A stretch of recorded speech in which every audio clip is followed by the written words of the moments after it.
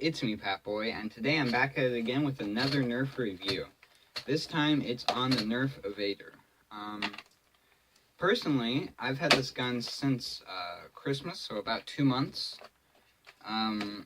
As you can see, it's obviously clear. I'll explain what all of its main features. Loads from the side here. It's magazine fed, clipazine, I guess. Rev trigger here starts the flywheels. That is what pushes the darts. This up here is a key feature to this gun. When you press it, it turns on LEDs. It is kind of hard to see now. I'll do a pop-up video in the dark. I do have plans for modding this Nerf gun. I'll get onto that in a second, though. Another interesting thing that a lot of people pointed out with their reviews was up here in the front. It might be hard to see, but there was a micro switch right here. And down the barrel, there are 2 LEDs, actually, one on each side of the barrel. And originally, when you put it on, it would press the micro switch, letting power go to the LEDs. And then that's how you get the light up barrel. Now, me personally, I rewired it right when I got it, actually, so that it shines through like a flashlight.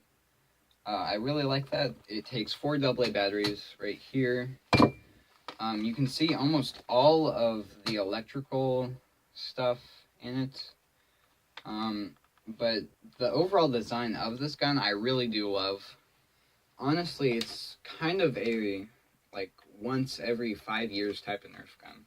Like, it is really, really perfect. It's a part of the Modulus Ghost Op series.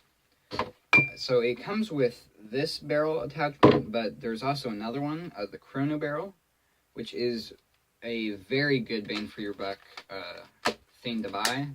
It's the only barrel that I've ever actually bought that didn't come with a Nerf gun. When you flick it on like that, there's 2 settings. One of them, they both count the FPS of a bullet. It's kind of hard to see, and one of them you can set to how many darts there are in your magazine, so when you shoot it, it'll tell you when you're out of darts. The other mode counts how many darts are being shot. So if you unload like 30 magazines when you have this on, and you want to know how many darts that was, it would count it for you. This also does light up. You can't really tell right now, and it's a very faint light. Really, the micro switch mechanism in the front was really only meant for this barrel attachment. So far, those are the only 2 barrel attachments out right now, and they're both very good. Very different designs. This is, very long. This is a lot more compact. This does take 2 AA batteries. Very interesting guns. But now I'm going to get into mod potential on this Nerf gun. So I've had a few plans with it. The first and easiest one would be to replace the green LEDs in it with purple LEDs.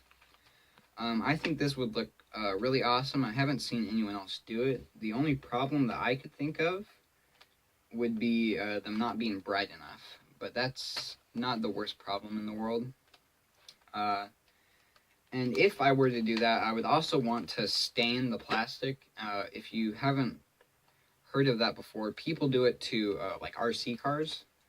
RC car parts, I should say.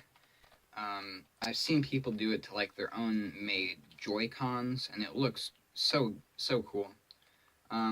I've never seen it done to a Nerf gun before. I'm positive it's happened, though. I think purple LEDs with a purple stained Nerf gun would look really cool. And the purpose of staining it is it'll still be clear, but it'll have a tint. So it'll have a different color,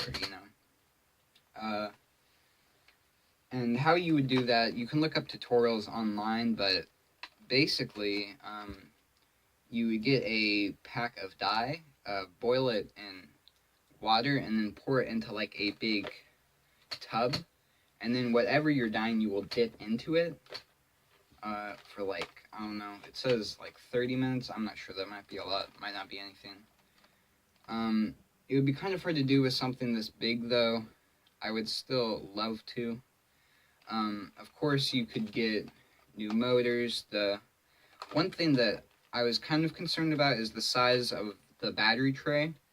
It's 4 AA's, just like a Strife, but there are problems. So since it's clear, you can see everything, of course, and getting a attachment would be more expensive because you'd have to get it clear or orange, or, you know,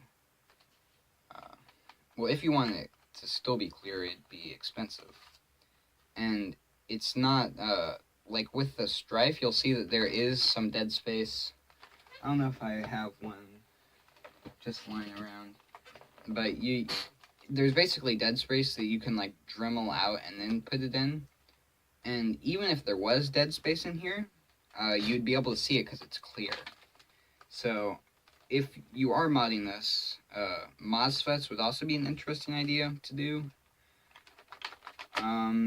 Just a general rewire. You can probably, well, you can get a flywheel cage for it, a probably open dart project. It'd be cool to experiment with like different painted flywheels, like Containment Crew, even like Out of Darts. They make their own flywheel, Worker. You know, there's just so many opportunities for this. There's a attachment rail up here, stock attachment point there, rail attachment here, and barrel attachment here.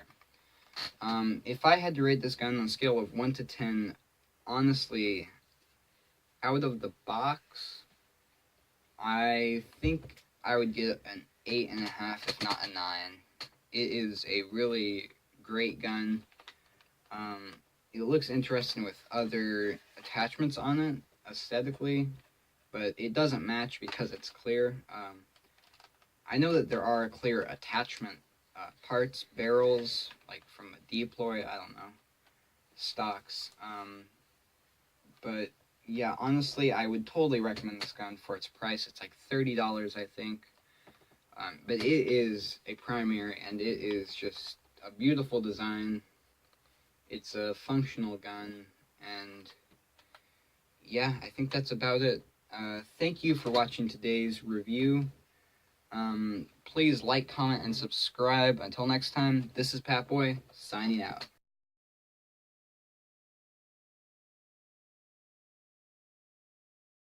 And now for your bonus video of the day.